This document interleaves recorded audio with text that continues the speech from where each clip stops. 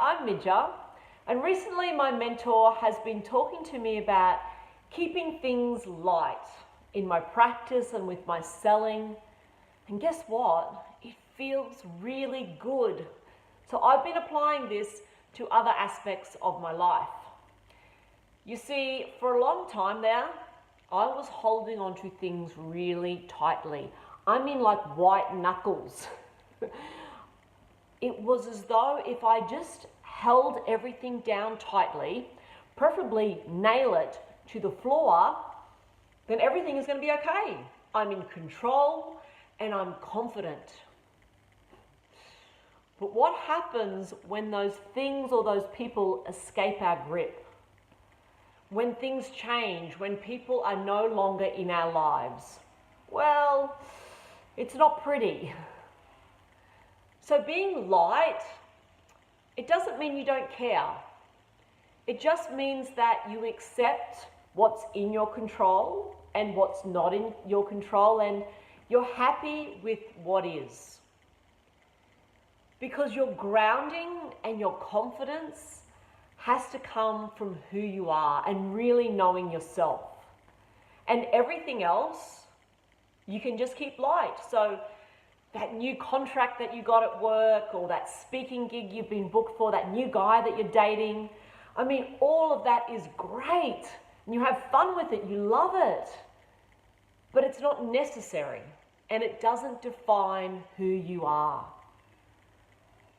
So if we don't keep things light, then life can seem really heavy, and life can seem hard. We can be resistant to change. And then when that change happens, which it inevitably will, we feel lost. So for me, it's kind of like wearing a backpack through life. And if you're wearing a backpack, would you want it to be heavy or light? So I remind myself when I'm going into a meeting with the CEO to pitch an idea, if I'm going on a date or if I'm speaking at a workshop, your backpack's light, Midja. Keep it light, keep it fun, and just be yourself. So my 3 tips for keeping life light is, firstly, of course, get to know yourself really well.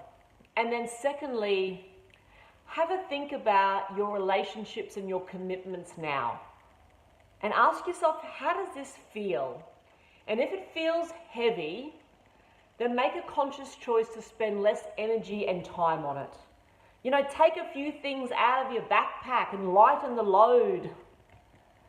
And then thirdly, live a rich life with friends and family, and meet new people. And spend time on things and with interests that you enjoy, that you love. Before I go, I want to say a big thank you to the women that joined me for breakfast last week. I was smiling, I'm still smiling, and I want to thank you for your support, and more importantly for your sharing and for being really authentic and being yourself. The next breakfast is on the 8th of February, and I would love to see you there. I'm Midja. Mwah. Bye guys.